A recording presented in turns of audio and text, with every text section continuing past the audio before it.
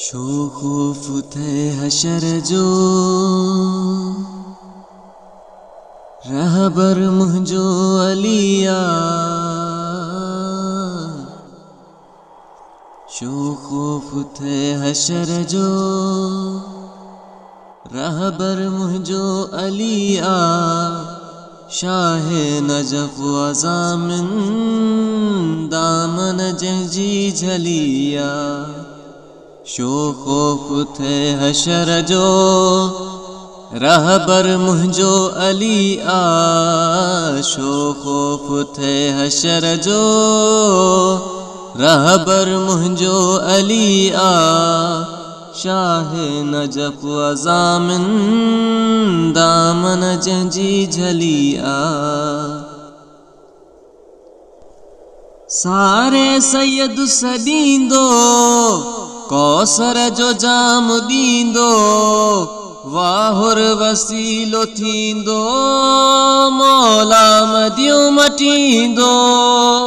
हामी हशर में हैदर चवंदो हेॾे हली आ।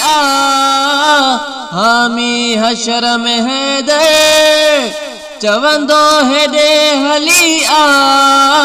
शाहे नजफ अज़ामिन दामन जंहिंजी झलिया। शो खौफ थे हशर जो रहबर मुंहिंजो अलिया। शाहे नजफ अज़ामिन दामन जंहिंजी झलिया।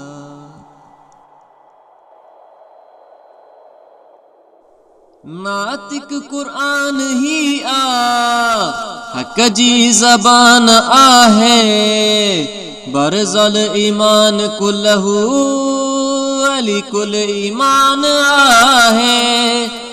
जंहिं वटि ईमान नाहे किस्मत तंहिंजी ढिलिया। जंहिं वटि ईमान नाहे किस्मत तंहिंजी ढिलिया। शाहे नजफ अज़ामिन दामन जंहिंजी झलिया।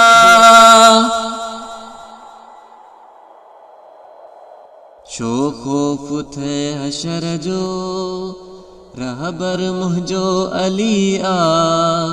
शाहे नजफ अज़ामिन दामन जंहिंजी झलिया। दोज़ख जाना दे दड़का दोज़ख विंदा निधिणका। ॾिस मोमिनन जे मुंह ते नूरे अलीअ जा झलका। वजबत लहोल जन्नत जियरे सनद मिलिया। वजबत लहोल जन्नत जियरे सनद मिलिया। शाहे नजफ अज़ामिन दामन जंहिंजी झलिया। शो खौफ थे हशर जो रहबर मुंहिंजो अलिया।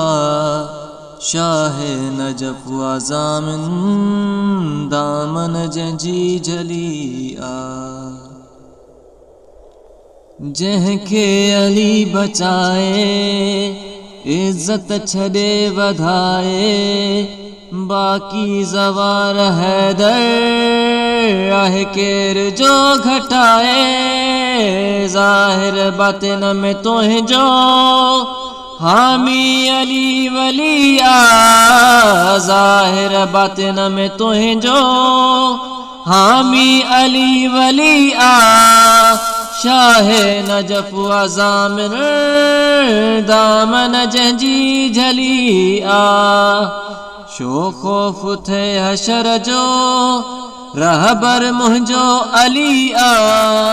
शाहे नजफ अज़ामिन दामन जंहिंजी झलिया। शो खौफ थे हशर जो रहबर मुंहिंजो अलिया। शाह नजफ आज़ामिन